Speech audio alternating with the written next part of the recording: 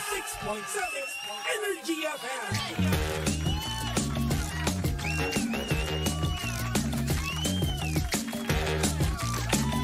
Same, pero iba. We are number 106.7 Energy FM Pangga. Huwag mo sabihing radyo, sabihin mo. Good morning, Luzon, Visayas at Mindanao, Metro and Mega Manila. Siyempre, good morning din sa napakaganda, napaka-sexy DJ Lindsay, good morning. Isa magandang morning, DJ Baby Ang taas Toby. ng morning. Magandang Tining morning. eh. Kasi Grabe. nga, sinisipon ako dahil sa'yo. Kasalanan ko na naman. Ano bang ginawa ko sa'yo? Kaka-appear mo tuwing umaga yan, tuloy na pasa sa akin yung... Wow, Sakit ganon. mo. Oo. O parang ngayon naman wala ka namang sakit. Hindi mo lang napapansin tuwing gabi, may sipon ako. Nak ng tokwang sipon may yan. May schedule. Bakit? Bawal ba yun? Abay, oo, bawal. Sino nagsabi? Wala kang scientific lang. proof, no? At nangyayari talaga yan, no? Kada gabi, no? Minsan, hindi talaga tayo nakakahinga. May ganong instances. So, ang gagawin mo, taasan mo yung ulo mo. Paano ko gagawin yun? Maglagay ka ng maglagay ka ng isa pang unan. Oh, dalawang unan. Kailan ka ba naging expert dyan? Ganun lagi ginagawa ko. Oo, kaya pala ganyan ka. O bakit? Ano na naman? Ayan, tingnan mo, di ka normal. Grabe naman. Parang sinasabi mo, ako yung problema dito. Ay! Ako nang nagbibigay ng solusyon sa iyo eh. Ay, hindi naman ako nang ihingi eh. Oo na, sige na. Ang taray, yung nakakaibigan mong napakataray. Ayoko na. Hindi na. Enough. Masyado mo na ako nasasaktan. Ay, okay lang. Deserve mo. Wow, Yun. salamat ah. Excuse me, ang bait-bait ko kaya sa'yo. Talaga? Nagsisend nga ako sa'yo ng mga dapat mong forma eh. Kaso nga lang, di ba? Kakatamad niyang pumili. Ano ka ba? Ang dali-dali lang noon. Ang dami-dami na mabibili ngayon. At saka para ma-elevate naman yung style. Pengi pambili. Bakit ang dami mong sweldo dito? Bakit? Sweldo dito? Bakit may may pagsabi ng ang dami-dami yung sweldo? Totoo naman. Wala namang kaya. Talaga ba, Toby? Baka Oy. gusto mo isplok namin yung... O sige, ano yung splok mo? Talaga? Gusto mo talaga? Baka ilang beses kang sumisweldo sa isang buwan? Hoy. Mukha mo. Tingin wala na akong pera. Eto literal, wala na akong budget ngayon. Alam mo ba laman na ng ng G-App ko, no? 65 pesos. Alam mo, alam mo, sorry di ba dyan nakakapag-loan dyan sa mga ganyan? Hindi ko alam mo bakit ang tagal ko nang ginagamit yan. Pero hindi ako na-approve. Bakit? Hindi ko rin alam. Na-approve ka ba dyan? Oo. Kita mo. Hanggang dyan ba naman may kinikilingan? Siyempre, ganoon talaga ang buhay, di ba? Alam ko meron siyang meron siyang kailangan mong ma-achieve bago ka ma-approve. Ganun. Hanggang doon ba naman kailangan may patunayan ka? Sabi mo, strong independent woman ka, di ba? Oo. Di go, kaya mo yan. Hindi na, bahala na siya. Ayoko na. Ilang beses na ako nag-try. Doon ikaw maglo-loan. Actually, hindi naman ako yung nag-try. Si Romel kasi. Si Romel. Pero mas mataas yung score niya, pero never siya na-approve. Tapos pag-check niya, mataas din score mo, ba't di tayo na-approve? Sabing ganun. Baka kasi alam nilang, paano lang, for... Hindi. Ano? Alam kasi ng G-App no, na mayaman na daw kayo, hindi nyo daw kailangan yon at ipahiwatig nyo na lang, or ibigay nyo na lang yon sa mga nangangailangan tulad ni Baby Toby. Hindi. Pero in fairness sa mga ganyang application, Baby Tobes, ang daming natutulungan. Actually, yes. Diba? Ang daming nakakatawid sa kabilang dako. Kasi nga naman, di ba, ang daming gastusin natin ngayon, di True. ba? Ang laki-laki ng ating mga binabayaran monthly, di ba? Diba? Kaya naman, etong mga loaning app na, talagang malaking tulong din naman talaga. Diba? In fairness, ang dami kong kilala na yan yung, kumbaga, pinupuntahan nila kapag medyo short na. Yes. Ganyan. Tapos ako, syempre, hindi naman kasi ako ma-explore sa ganyan dahil una sa lahat ayoko may binabayaran ako buwan-buwan. Same tayo. Ayaw ko talaga. Ayoko din. Okay na sa akin yung postpaid ko, ganyan, credit card. Pero yun, magdadagdag pa ako, no. Tama, di ba isipin mo rin, no? Parang maobliga ka pang magbayad 'Di ba? Tapos minsan na nakakalimutan mo rin naman na Oo. magbayad, 'di ba? So, ay oo nga pala, magbabayad pala. May ganun kang instances na mangyayari. So dapat responsible ka Oo. talaga kapag umano ka dyan nag-turn ka dyan Tama. sa ganyang mga gimmick. Oo. Ganyan. Kaya naman kung kaya mo pa rin naman mag-TS, no? Kung kakayanin pa rin naman ng budget mo, no? Why not coconut? Wag ka muna ding mag-loan din naman. Totoo. Diba? Kapag hindi kinakailangan talaga, ha? Pero just in case of emergency, no? Kung merong emergency na mangyari, kailangan dalhin sa ospital, no? Ayan. Meron kang makukuha. Yun nga yung problema. Iba't nga yung akin hindi na-approve Ewan ko. Di ba? Mayaman ka na nga daw kasi. Hindi ako. Gusto ko lang i-try kasi. Pero hindi ko naman siya kailangan. Pero titingnan ko lang. Yung hindi ko naman siya i-apply, titingnan ko lang kung makakapasok ako. Gusto mo try sa akin? Tapos, yung uutangin mo doon, times 2. Ay, pala mukha mo. Sabi ko na nga ba ganun gagawin mo At least, di ba? Hindi. Napatry ko sa iyo. Hindi. Bakit? Hindi ka mga masyado kang magulang pagdating Uy, dyan. hindi naman. Hindi na. Paano ako naging magulang? Hindi na. Lalagyan mo yun ng interest. Mas Abay, mataas pa syempre rin sa naman. interest nung Siyempre, ako pa nag-ayos nung application. Ako pa nag-ayos eh.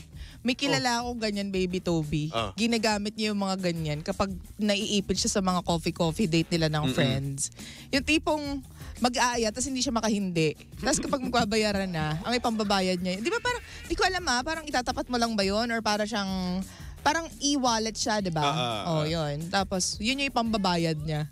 Turn to loans and credits, ganyan. meron din kasing credit sa mga ganyan. Yun nga. Yun nga, minsan ganun din ako. Kapag may time din, may mga times din naman talaga na talaga nga namang hikahos ka talaga no? Oo. Tipong wala ka talaga nga maipambayad, pero kailangan mong kumain. Oo. So yun, doon ako doon ako kumukuha I muna. turn to you. I need you like... Kaya ayun, thankful tayo sa mga ganyan. At least Yes. naitatawid natin yung mga pang-araw-araw. Pero ang mahalaga, kailangan mo pa rin magbayad, di ba? Oo. Kasi kung tatakasan mo, ay nako, yari ka. At saka Baby Toby, i-highlight lang natin na mas importante to live beyond your means. Tama. Diba? Oo, hindi mo naman kailangan yung isang bagay, huwag mo nang bilhin, di ba? Kung True. once lang naman yan, no? Kung pasok siya dun sa mga wants mo, ay wag muna. Tsaka kung may sobra, go. I-reward mo yung sarili mo. Pero yung tipong para lang to show off, Ay, wag. ganyan. Minsan, ewan ko kung may ganito kang effect, Baby Toby. May gustong-gusto kang bilhin, pero alam mo naman na kaya mo nang wala siya. Oo. Pero, Binili mo pa rin. kating ka talagang bilhin siya. Oo naman. Diba? Oo, meron. Alam mo ba yung mga espada kong yun? Oo. Pwede naman ako kahit walang ganun eh. Oo nga. Pero binili ko pa rin. Di ba? 3 na yun. Pero at least happy ka. Tsaka hindi naman siya ganun kamahal. O sabihin na natin, sige, hindi naman ganun kamahal. Pero kung yung pinambayad ko doon, pinangkain lang namin, nabusog pa ako at yung kapatid ko at nanay ko, di ba? 3 pa kami nabusog. Wala ka namang espada. Ayun na nga, di ba? Wala akong espada At least ngayon. happy ka nga. Ang nangyayari, nakatambak lang doon sa bahay. Hindi it gives you happiness kapag nakikita mo sila. O sige. Diba? Anuin mo pa yung pagkaluho ko, ha? Hindi. Minsan kailangan mo talaga i-reward yung sarili mo kasi kung hindi, yung sanity mo medyo mararupture yan. Pero yun nga, kung galing nga naman dun sa tanong mo na meron ka bang parang gustong bilhin pero kating-kating kang bilhin pero hindi mo naman kailangan sa buhay mo, dun papasok yung mga espada ko. Na feeling mo, mahahappy ka kapag nakuha mo siya. Oo, ma-happy ako pero hindi ko naman talaga siya kailangan sa buhay ko. Oo. Ganun. Oo. Doon ako nanggagaling. Oh, yun. Nako. Anyway, good luck to us. Ikaw ba ano yung latest na mabudol mo? Wala naman. Talaga ba wala? Wala. Parang ang dami-dami mong parcel na naman. Ano yun? For everyday lang yun. Like, the changes that I go through, like everyday. Ano man changes mo? Basta, yung mga changes na yan. Kailangan natin palitan ng mga bagay-bagay. Kaya naman shoutout sa mga pangga natin diyang ang daming luho. Katulad ni Lindsay. Wala akong luho, excuse me, dadaan ako. Hindi ako maluho. Di ba? Kahit itanong mo sa mga kakilala ko, hindi ako maluho.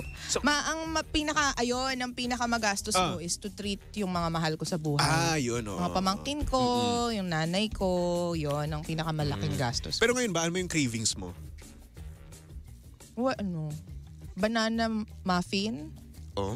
Cravings? Cravings. Yun. I crave for banana muffins. Yung Banana legit. muffins. Oh my gosh, ang hirap maghanap. Pero nakabili na ako kanina Nagpaano ako. Pero di mo na gustuhan. Oo, hindi. Kasi may mga banana muffins, no, baby Toby. Ewan ko mag-agree ka na parang okay, banana siya. Pero hindi siya legit na banana. Oo. Iba yung lasa? Ganun. Oo, alam mong artificial lang. Parang, alam mo naman na artificial siya pero binili mo pa rin. So niloloko mo yung sarili mo. Sino may kasalanan? Ako. Oh, di ba? Ikaw umorder eh. Oo nga. Pero kasi tinatry ko sa gantong, yung, basta, kapag inisa-isa ko yan, alam ko na, hindi masarap yan. Hindi rin masarap yan. Ganun. Alam mo, ako naman, meron naman akong ganyan sa mga kape. Ayoko na magsabi. Ayoko nang... Iced coffee ito, iced coffee. Hindi. Basta kape siya. Ayoko nang pahabain pa. Baka si mamaya masiraan. Kasi, pero ayoko. To the point na pati si Sheena nabudol ko or hindi naman kaya na-impluwensyahan ko sa mga ganong bagay tungkol sa kape. Tinatry niyo lahat. Ayaw niya din ng mga ganong kape na ngayon. Na dati gustong-gusto niya.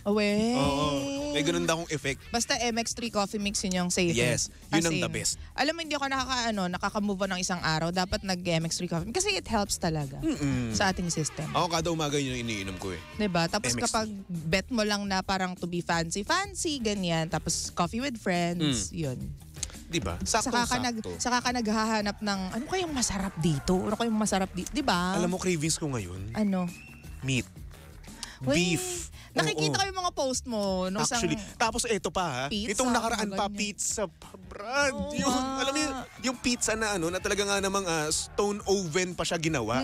Doon siya mismo niluto. Gusto ko yung mga pugon baked. Yun nga, di ba? Ang sarap. Yung tipong nalalasahan mo din yung oven mismo. Ibang lasa yun eh. Yung ibang klaseng sunog. Oo. Nung brick Diba? oven inemer. Tapos makikita mo, meron pang burn parts dun sa sa pizza, True. di ba? Tapos kapag pininch mo yung kanyang crust, talagang napakalutong. Ba't di ka kumain? Wala akong budget. Pero, Wala. Oy, eto seryoso, legit to. Wala talaga ang budget ngayon. para sa mga ganyang parte ng buhay mo. Okay. So kaya ayun, 'di ba? Hanggang repost muna tayo, hanggang share muna tayo ng mga pagkain na ganyan. Diba? Tapos isa pa, yun ngang beef. Samji, mga ganyan. Hindi naman Samji. Steakhouse. Mga steaks. Ang mamahal naman ng mga trip mo sa buhay. Ganun talaga. Medium rare or medium, tapos with a side of mashed potato and truffle pasta. Mahilig ka sa mga medium rare. Yes. Paano kung bangus? Huwag naman ganun. Huwag naman ganun. Bangus, medium rare. Gusto mo, chicken, medium rare. Yung parang rubber yung niya. Parang rubber yung skin. Yung balat niya. Pero di ba mahilig ka sa medium rare? O sige, ito bangus medium rare. Bangus medium rare. O salmonella. Diba? Nakakaloka. Ang dami nating kaartihan sa life. Pero yun, ang sarap-sarap ngayon ng mga ganung pagkain. Alam mo ba, meron akong nakitang meron akong gustong kainan na restaurant, no? Pero nung nakita ko yung presyo, wag na lang pala. Bakit naman? Meron kasi akong nakitang meron akong nakitang video sa TikTok, no? Doon sila kumain. Tapos, umabot yung kanilang bill ng, hulaan mo magkano? 50 plus? Oo. Kalabisan 51. yun. Pero ano bang mga in-order nila? Well, steak. Isa na yung steak. Pero yung steak nun, mahal talaga. Oo, mahal talaga nung Hindi kasi steak. ako mahilig sa steak talaga eh. Bakit? Hindi ko bet. Alam mo, gusto ko tangyayaan sa ganun, pero ayaw mo talaga eh. Hindi ko bet. 'Di ba? Kasi hindi pa tayo nagtatabi sa awards night na yan eh. Ang nakikinabang lagi sa steak ko, either si Kapitana Cesar or si Jim eh. Dapat sa akin mo kasi binibigay. Akin. Ang kinakain ko lang to talaga real to kapag mga ganyan, di syempre fancy, awards night, ganyan, sa mga hotel in Emerald. Yung gulay or yung mashed potato lang. Dapat sa akin mo binibigay. Tsaka yung mga appetizer, yun lang. Pero kapag yung main course, sabi ko, wala ba nagbe-main course ng manok? Wala ba nagbe-main course ng manok o kaya isda? Ba't lagi na lang beef? Kasi nga, masarap nga kasi yung beef. Dapat tinatanong nila ano pong gusto ninyo, beef, manok o isda. Yun yung nasa menu eh. Di mag-alter sila ng menu. Gumawa sila ng ibang menu. Di naman lahat kumakain ng beef eh. So mag-a-adjust lang para sa'yo. Hindi, para sa mga tulad ko. Sa amin na hindi kumakain ng beef. Kasi naman, most of the time naman kasi, yung mga tao doon sa awards night, kumakain ng beef. Diba? Tapos lahat. bukod tanging ikaw lang ang Hoy! hindi. Ang judger mo, hindi ka sure dyan sa part na yan. Tampalin kita eh. O bakit lahat naman sila nakikita kumakain eh? Nagpapanggap lang sila. Ay hindi. At least kumakain pa Lahat? rin sila. Nakikita mo lahat? Oo. Nag-table to table ka? Oo. Zero. Tag-table na table ako. Magkasagot lang to. Makasagot ka lang. Pero ang sarap nung nakain natin nung nakain pala namin nung nakaraan sa Pasay. Nasa Pasay tayo nun. Perfect medium rare. Sarap. May mga juicy part pa, ganyan. Tapos nangunguya. Tapos hindi siya basta-basta mashed potato lang, ha? Oo. Talagang yung mashed potato, sniff pa talaga. Ano yun? Para mas ano siya, para mas Sniff? smooth. Inamoy? Hindi. Sif. Sif? What's sif? Basta yun, sinala. Ay, ganun ba yun? Oo, sinala pa siya para mas smooth, di ba? Ang daming nakaka-relate sa atin. Si Dorothea Tan, kanina pa nakikinig sa atin. Si Arch, of course, nandyan siya. Si Ate Yoli, si Bob, Espiritu, si Villena. Hello. Ang dami, di ba, nakaka-relate sila sa mga ganyang Eme. Pero gusto ko talaga yung beef Wellington. Kahit gaano pa yung kamahal, no? Ang tagal mo na yan kinikrave, di ka pa kumain. Kasi nga, wala pa nga dito sa Pilipinas. Ba't kasi nag-crave ka ng something na wala dito sa Pilipinas? Hindi ako nag-crave ng basta-basta, ha? Gusto, pangarap ko yun. Isa sa mga pangarap ko na makakain ng ganun. At gusto ko sa restaurant lang ni Gordon Ramsay. Uy, naku, i-achieve mo yan. Oo, pupunta ako doon. True. Pupunta ako doon sa Hell's Kitchen sa Las Vegas. Oh, Ganun. go. Now Sama ka? na. Yoko, pagagastusin mo lang ako.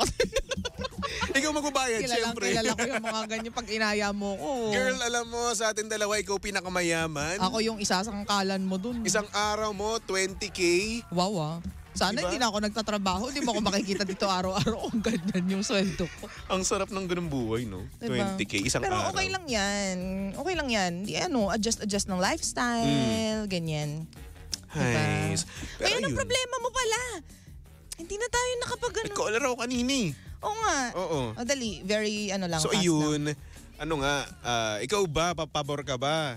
Ano ba, para sa'yo ba, ano ba ibig sabihin ng high maintenance na babae? Ay di yung mamahalin yung mga trip niya sa buhay. Ano pa? Yun. High maintenance. Like sa effort. Yung pwede rin naman, high maintenance yung effort. Ganyan, yung lagi siya yung inuuna. Bakit ba? Ano Ikaw ba, problema? ma-consider mo ba na high maintenance ka? Hindi. Bakit? I maintain myself. Oh.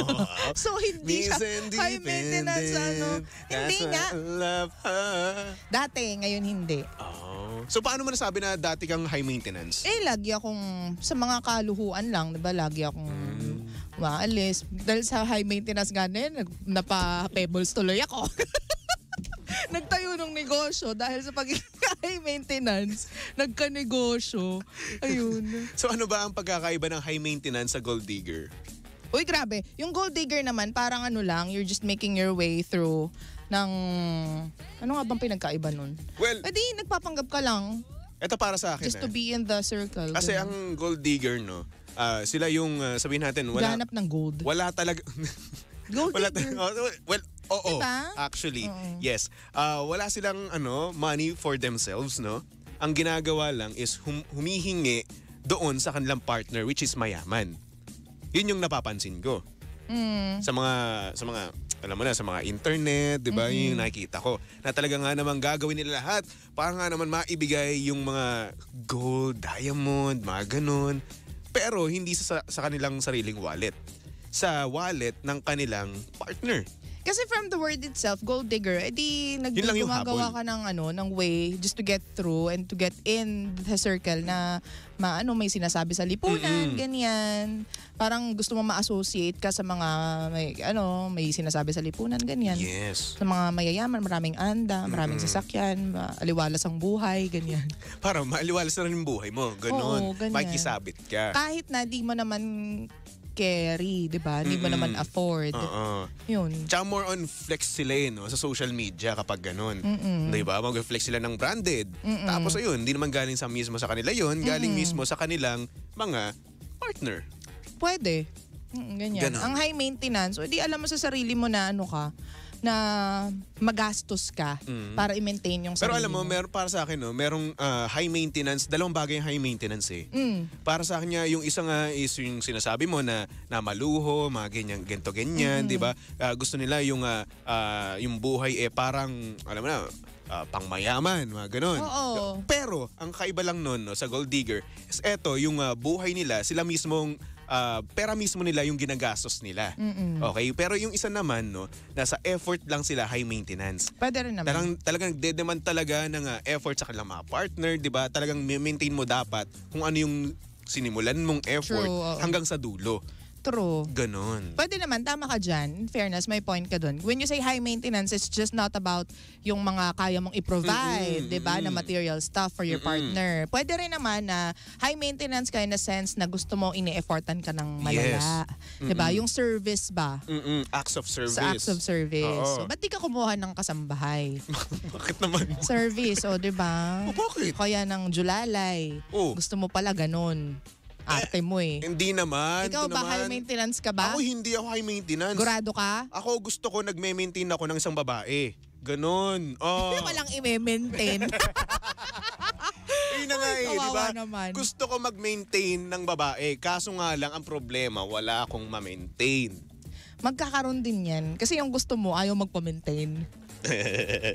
Appear tayo. No, I don't like. Hoy, sabi dito ni Bob, gold digger, focus yan sa yaman ng partner. Yung high maintenance naman, maraming gustong bilhin para may masabi, may social status. Hoy, magbasa ka rin dyan para naman may kapulutan ng aral. Ayoko nga. O sabi ni Althea, manghuhut-hut pa po sila sa may kaya. Sabi naman ni Kowi Hana yan, gold digger for me is yung ikaw yung taong palahingi sa partner mo. High maintenance, feeling yayamanin, ikaw yung gumagastos sa sarili mong bulsa. Diba? Kumbaga maluho ka sa sarili mo, sariling opinion lang po. Shoutout po dito sa HK. Hello! Hello po sa inyo sa HK. Uy, gusto pumunta ng Hong Kong. Anong gagawin mo dun? Wala lang, pupunta lang ako. Mag-alis-alis. Sa diba, bagay. pupunta ako, diba, para mag-liwaliw. Wala Totoo lang. yan. Alam mo, one time, ewan ko, parang spur of the moment lang. Sabi ko kay Romel, halika pa na tayo Hong Kong. Anong gagawin natin? Magkakape lang. Diba?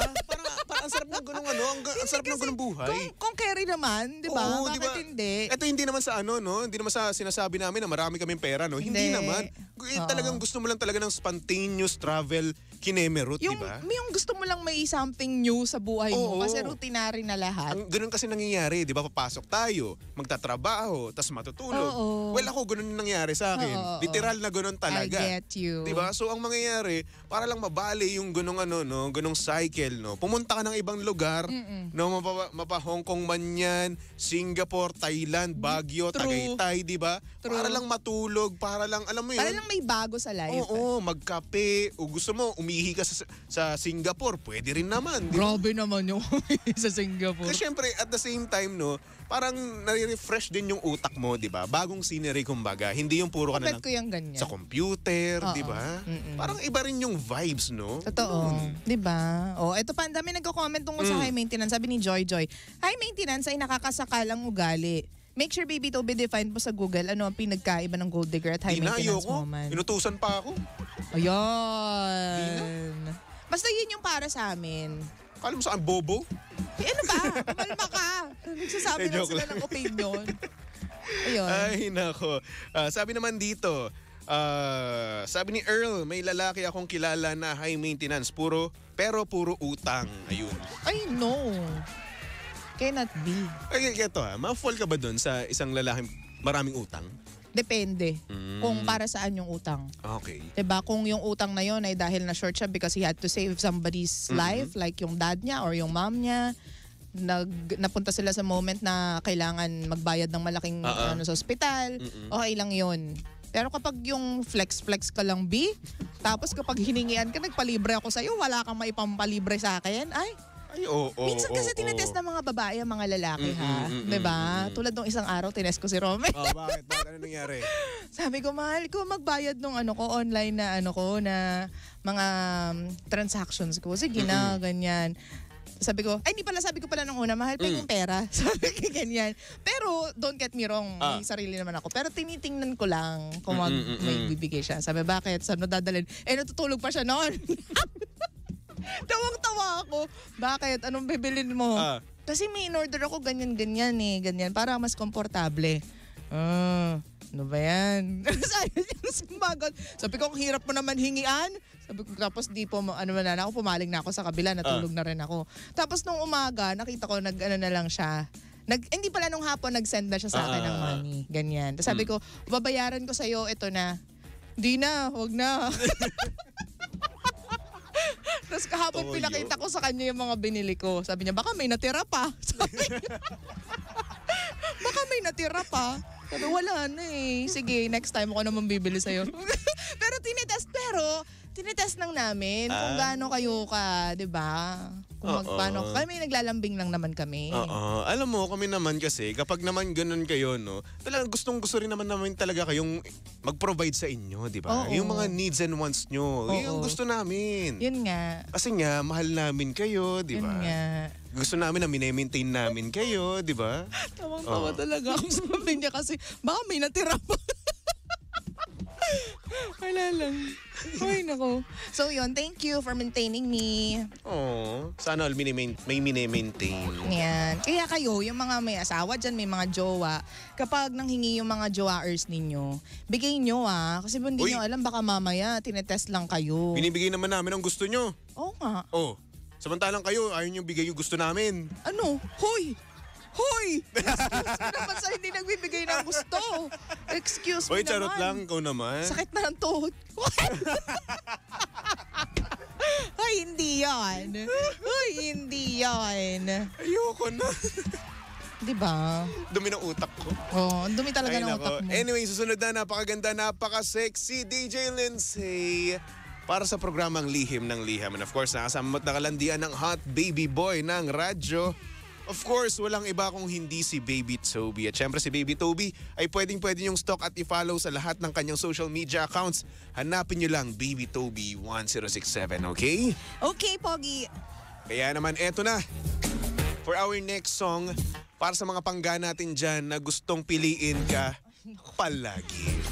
Ito na naman. DJ Monterde with the song Palagi. Wala na ma-replay yan. Bakit? Replay mo na naman. Wow, salamat ha. Pero Maya. naman, maganda eh. Tumutok Mamaya. lang dito sa estasyong same, pero iba. We are number 1, 06.7, Energy FM Pangga. Huwag mo sabihing radyo, sabihin mo. Di man araw-araw na nakangiti